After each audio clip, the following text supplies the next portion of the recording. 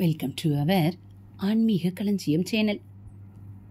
இன்னைக்கு நம்ம ஆன்மீக கதைகளில் திரிபுரதாசர் பற்றி அறிந்து கொள்ளலாம். கிருஷ்ணர் அருள் புரியும் திருத்தலமான மதுராவில் திரிபுரதாசர் என்ற பக்தர் வாழ்ந்து வந்தார். இயல்பிலேயே அவரது மனம் கிருஷ்ண பக்தியில் லயித்திருந்தது. எப்போதும் கடவுளின் அருள் விளையாடல்களில் ஈடுபட்டு வந்தார். பஜனை பாடல்களை பாடுவதிலும் சிறந்து விளங்கினார். கல்வியறிவும் பெற்றிருந்தார். கேள்விகளில் சிறந்த தாசரை பற்றி அறிந்த மதுராவை ஆண்ட மன்னன் அவரை அமைச்சராக நியமித்தான். ஆனால் அவர் அந்த பதவியை விரும்பவில்லை. மன்னா, அரச பதவி வேப்பங்காயாக கசக்கிறது. இந்த பதவியில் இருப்பவன் போர் சிந்தனையிலேயே இருக்க வேண்டியுள்ளது. பகவானுக்கு கைங்கரியம் செய்வதையே விரும்புகிறேன். மந்திரி பதவியில் இருந்து விலகிக் கொள்கிறேன் என்று கூறினார். அமைச்சரின் எண்ணத்தை அறிந்த மன்னன் பக்தர் ஒருவர் தன்னிடம் பணியாற்றியதை எண்ணி மகிழ்ந்து போனான். தாசருக்கு நிறைய பொன்னும் பொருளும் வாரி வழங்கினான்.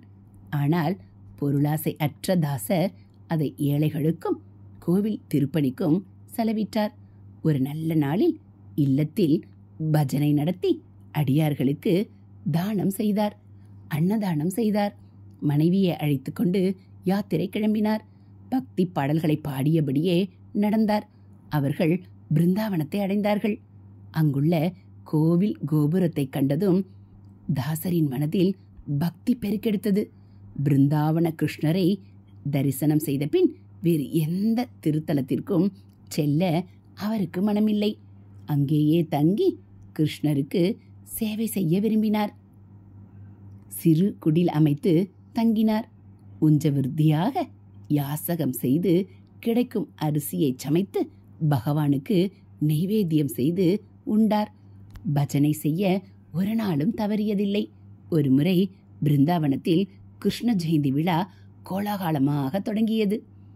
மன்னர்கள், செல்வந்தர்கள் பட்டு பீதாம்பரங்களை கிருஷ்ணருக்கு காணிக்கையாக அளித்தனர்.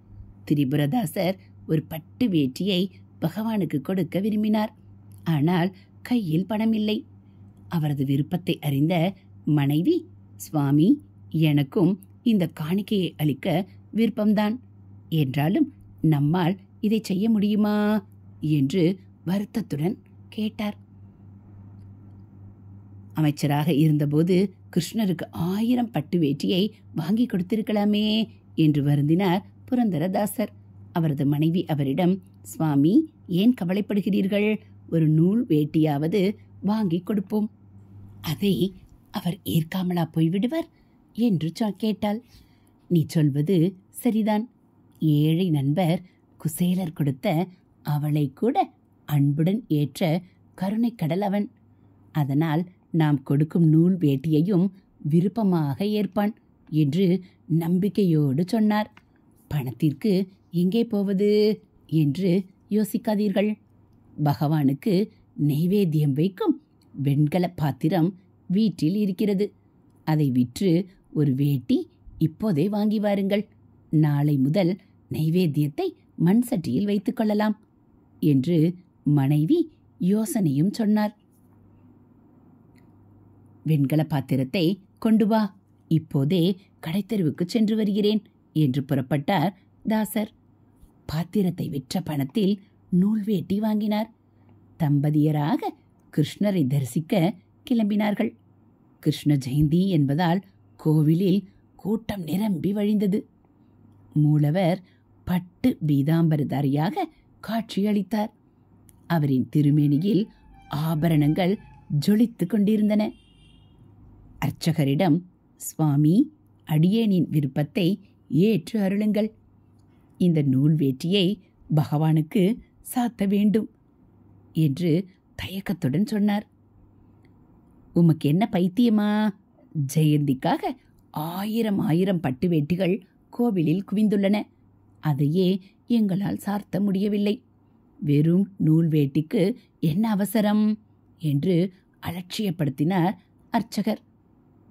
அதன் பின் அர்ச்சகர் கிருஷ்ணருக்கு அங்கு குவிந்திருந்த வெண்பட்டு வேட்டி ஒன்றை சாத்த முயற்சித்தார். மூலவரின் இடுப்பில் எந்த வஸ்திரமும் நிற்காமல் நழுவி விழத் தொடங்கியது. அதோடு திருமேனி குளிரில் நடுங்குவது போல அர்ச்சகரின் கண்ணுக்கு பட்டது.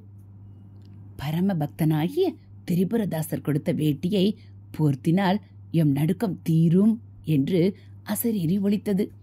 இதை கேட்ட அர்ச்சகர் மெய்சிலிர்த்து போனார்.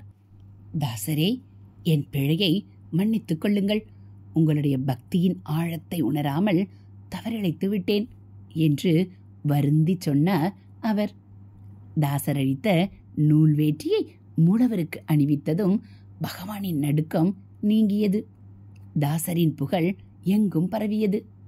அவரும் அவருடைய மனைவியும் பிருந்தாவனம் கோயிலிலேயே தங்கி சேவையில் ஈடுபட்டனர். நீண்ட காலம் அங்கு வாழ்ந்து அப்பெருமானின் திருவடியில் கலந்தனர். இதைப்போல ஆன்மீக கதைகளை நீங்கள் தெரிஞ்சுக்கணும் அப்படின்னா மறக்காமல் நம்ம சேனலை சப்ஸ்கிரைப் பண்ணுங்கள். கூடவே பெல் ஐக்கானை கிளிக் பண்ணி ஆளுங்கிற பட்டனையும் அழுத்திடுங்க. நம்ம சேனலில் வரக்கூடிய தெய்வத்தின் குரல் பகுதிகள், மகாபெரிவா மகிமை, மகாபெரிவா அருள்வாக்கு, ஆன்மீக கதைகள், ஆன்மீக தகவல்கள், ஸ்லோகங்கள், ஆலய உலா எல்லாம் உங்களுக்கு பிடிச்சிருந்தா ஒரு லைக்கும் கமெண்ட்டும் கொடுத்து உங்களுக்கு தெரிஞ்சவங்களுக்கும் ஷேர் பண்ணுங்க. தேங்க்யூ.